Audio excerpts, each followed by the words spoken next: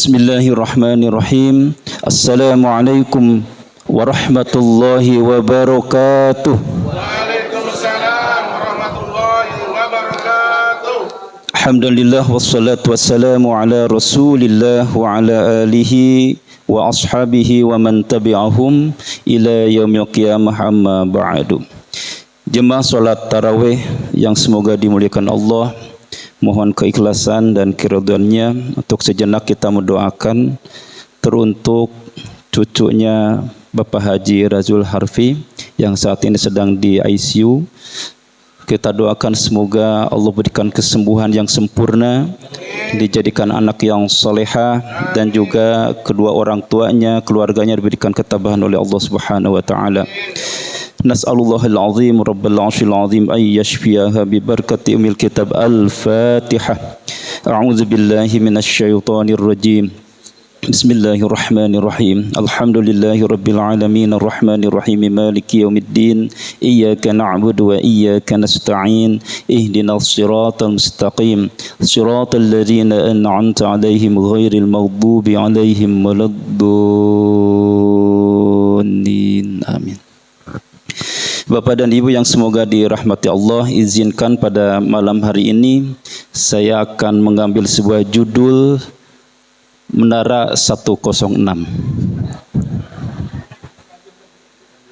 Lanjut. Jadi menara itu ternyata berasal dari kata nurun. Artinya itu cahaya. Jadi kalau berdasarkan tasrifan anaro yuniru, munirun, manarotun. Ada Pak Munir. Nah, Pak Munir itu berasal dari kata nurun. Ada ya?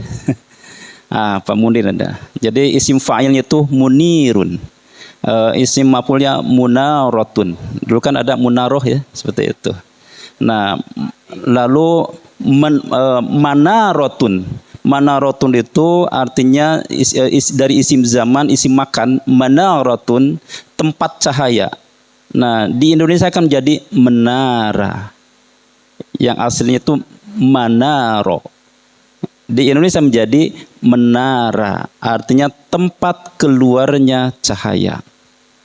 Itu asal dari bahasa atau bahasa Arab itu nurun.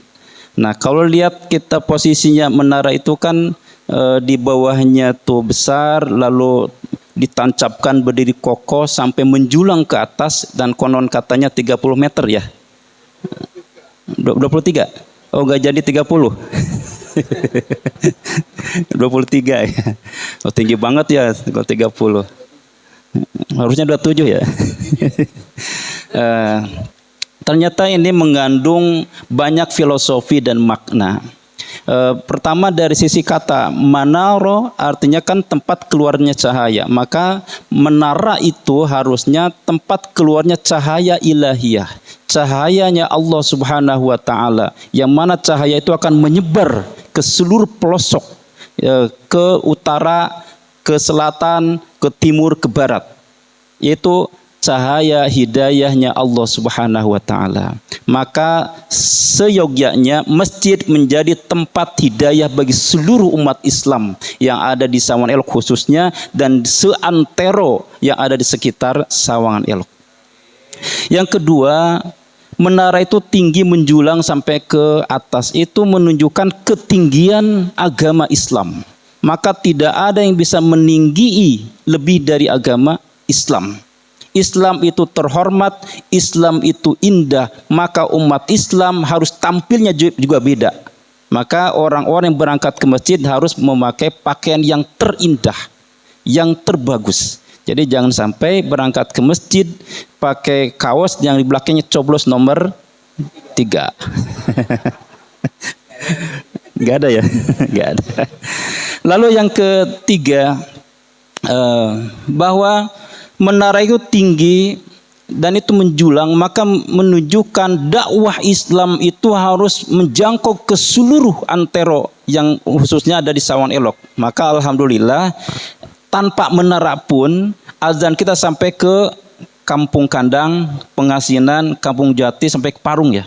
Nah, apalagi nanti kalau sudah ada menara, maka dakwah dari Sawangan Elok itu harus lebih menyebar lagi. Itu yang ketiga. Lalu yang keempat, menara itu kan menjulang tinggi ke atas. Artinya apa? Harus ada hubungan baik antara makhluk bumi dan yang ada di langit. Simbol ketinggian di langit itu adalah Allah Subhanahu wa taala. Bukan menunjukkan bahwa Allah punya tempat di langit, tapi menunjukkan ketinggian. Maka ketika berdoa, apa yang dilakukan? Tangan kita diangkat ke atas. Kita berdoa ke Allah Subhanahu wa taala. Inilah yang ada dalam Al-Qur'an, wa idza sa'alaka ibadi anni fa inni qarib ujibu da'watad da'i idza da'ani falyastajibuli wal yu'minu bi la'allahum yarsyudun. Ada kedekatan antara diri kita dengan Allah Subhanahu wa taala, dan Allah akan mengabulkan semua doa kita idza da'ani, apabila kita berdoa. Maka ketika berdoa, angkat tangan kita ke atas, menunjukkan kerendahan diri kita kepada Allah Subhanahu wa taala. Lalu yang berikutnya, jemaah yang semoga dimuliakan Allah, fungsi utama sebetulnya dari menara itu adalah tempat mengumandangkan azan. Karena kalau dulu belum ada toa, maka muazzin itu naik ke menara. Cuma saya bayangkan kalau misalkan menaranya tingginya 23 meter, itu Bang Jack kalau pas subuh naik ke atas. Ya kan? Sebelum adzan subuh tak lupa mengumandangkan pantun. Pantun tapenya keluar. Kan gitu kan? Jualan tape dicampur ketan. Sambil teriak cari pelanggan. Sholat subuh jangan sampai kelewatan. Sebentar lagi akan dikumandangkan azan. Kan itu. Nanti kalau sudah ada menara, oh tambah lagi pantunnya Bang Jack ya. Insya Allah. Jemaah yang semoga dimuliakan Allah, ternyata itu secara filosofi dari sisi arti makna dari menara. Apa arti 106? Ini bukan mengada-ngada, ini betulan ada artinya. Jadi dulu saya menyampaikan menara 106, maknanya yang pertama, satu itu adalah simbol ketauhidan kita pada Allah Subhanahu wa taala. Maka qul huwallahu ahad. Ahad, Allah itu esa, Allah itu satu. Satunya Allah bukan seperti satunya telunjuk saya. Telunjuk ini bisa dikatakan satu telunjuk kalau ada kuku, ada kulit, ada daging, ada darah, ada saraf dan sebagainya. Satunya Allah bukan seperti satunya telunjuk saya. Satunya Allah adalah satu. Satunya Allah adalah esa. Itu angka 1. Kosong apa artinya? Kosong itu artinya ketiadaan. Berbeda dengan angka 1. Kalau kita adalah kosong, adanya kita karena diadakan oleh yang maha ada. Artinya kita tidak ada apa-apanya. Awalnya kita tidak ada, lalu diadakan oleh sang yang maha ada, dan nanti akan ditiadakan lagi. Kita berasal dari ketiadaan, dan nanti akan ketiadaan lagi. Kita tidak punya kekuatan apapun. Yang punya kekuatan hanya yang satu tadi, Allahu Ahad. Sementara kita kosong, kita tidak punya kekuatan apa-apa. Lalu angka 6 apa artinya? Ternyata dalam Al-Quran juga ada. Di dalam surah As-Sajdah. Allahul ladzi khalaqas samawati wal arda wa ma bainahuma fi sittati ayyamin. Allah yang menciptakan langit, Allah yang menciptakan bumi fi sittati ayyam, dalam kurun waktu 6 hari. Jadi angka 6 itu menunjukkan kesempurnaan. Rukun iman ada 6. Gitu kan? Maka kalau sudah ada 1, sudah ada kosong, sudah ada 6, maka lengkaplah keislaman kita, sempurnalah hidup kita semuanya. Pak Haji jangan lupa ya amplopnya ya. Nah. Ya, saya sebut lagi terus ya kan, 106 gitu kan. Ya, itu dari menara 106. Maka mudah-mudahan menara ini segera jadi ya, dan lunas. Berapa juta lagi sekarang? 40 juta lah, kecil 40 ya. 73. Belum lagi nanti kan harus ada toanya ya. Toanya kan harus ke timur, barat, lalu kemana? Selatan dan utara. 4, satunya 2,5 juta ya katanya. Nah, 10 juta gampang itu ya. Insya Allah gampang insya Allah. Ya insya Allah nanti pokoknya Syawal sudah jadi. Insya Allah ya. Nah, sudah 7 menit. Nah, saya hanya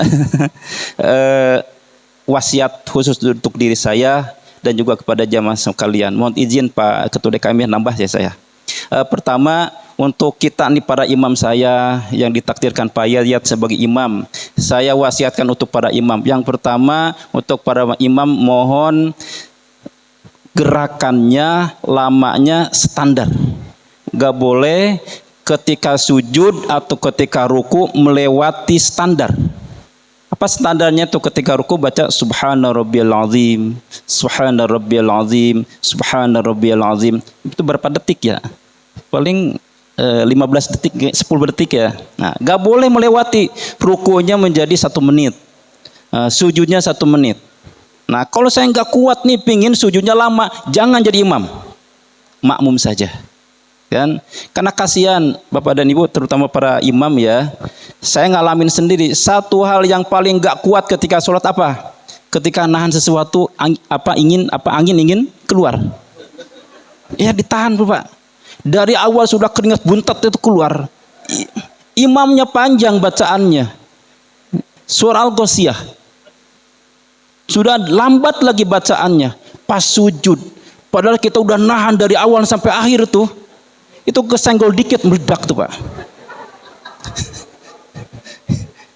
Jadi standar aja. Itu untuk para imam. Yang kedua, untuk para makmum, saya juga makmum. Mohon makmum jangan nyalip kepada imam. Saya sering lihat. Ya. Jangan nyalip. Imam masih i'tidal, imam masih berdiri, ada makmum sudah jongkok duluan, turun. Hati-hati, sholatnya tidak sah, mendahului imam. Maka bagi yang suka nggak kuat pingin sujud duluan ketika mendahului imam, maka ditambahin doanya ya, hamdan katsiran thayyiban mubarakan fi. Itu pahalanya banyak banget deh. Jadi tolong begitu Allahu Akbar, imam begitu nyampe sujud kepalanya ke tempat sujud, begitu bar maka makmum baru boleh turun gerak. Itu ya. Nah, itu untuk makmum. Berikutnya untuk ibu-ibu. Ibu-ibu dengerin saya. Ada yang tidur? Yang tidur saya doakan suaminya nikah lagi. Amin ya rabbal alamin. Ibu-ibu kan pakai mukena ya. Nah, ini dapat banyak laporan soalnya. Ibu-ibu pakai mukena. Mohon ketika sujud jangan sujud ke mukena. Sholatnya tidak sah. Ya. Jadi kalau mau sujud jangan ke mukena. Sujudlah ke tempat sujud, jangan ke benda yang nempel di badan kita. Seperti saya pakai sorban. Sorban saya nempel di badan saya. Ketika sujud, saya sujud ke sorban, maka sholat saya tidak sah. Itu untuk ibu-ibu. Terus buat remaja yang rambutnya panjang, yang diponi, rambutnya panjang. Saya sering jadi korban juga soalnya. Ada seorang yang sholatnya gak pakai peci, rambutnya panjang ke sini. Begitu bangun dari sujud, kepala diangkat sambil dikibasin. Nah, digituin. Suka ada yang gitu ya. Rambutnya pendek seperti Pak Haji Aib tuh bagus, rambutnya pendek ya. Kalau nggak kuat juga nih seperti saya pendek juga kan, ganteng kan seperti ini kan. Kata istri saya tuh ganteng, kan gitu. Nah itu begitu sujud itu insya Allah aman. Nah kalau yang rambutnya panjang pakailah kopiah seperti itu. Jadi ketika pas sujud tidak digituin dikibasin. Saya yang di sampingnya di korban, jadi ketombinya ke saya kan gitu. Nah itu. Terus satu lagi, buat yang sholat kakinya jangan suka ngejar orang lain, ngangkang. Jadi kangkangan kaki kita kiri dan kanan itu jaraknya hanya sebahu. Bahu kita segini kan, paling berapa jengkal. Jangan sampai bahunya cuma ada 2 jengkal setengah, misalkan kakinya sampai 4 jengkal. Jadi orang lain diseret-seret gitu, kukunya panjang. Itu yang saya sering korban juga karena kuku itu kelingkingnya itu loh. Saya sakit selama sholat itu gara-gara dia kan gitu. Jadi mohon ya, maka perlunya belajar fikih. Karena insya Allah sholat itu walaupun tidak rapat banget tetap sholat jamaahnya sah. Sempurnanya memang rapat. Apa yang rapat? Bukan kaki. Ini nih bahunya yang nempel, bukan kakinya ngejar-ngejar kaki orang, nginjek kaki orang. Nah, seperti itu. Mungkin itu yang dapat sampaikan. Cuma satu lagi informasi yang sangat mulia nih. Besok subuh jangan lupa wajib datang semuanya. Ada kajian subuh. Itu narasumbernya jauh-jauh dari Garut, Pak.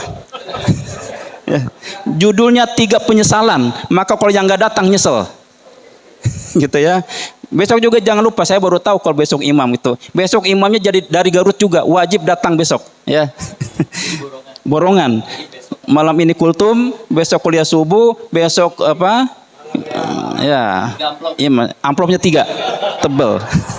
Nah, saya tuh suka malu dapat amplop, nanti rekening saya aja insyaallah. Billahi fisabilillah. Assalamualaikum warahmatullahi wabarakatuh.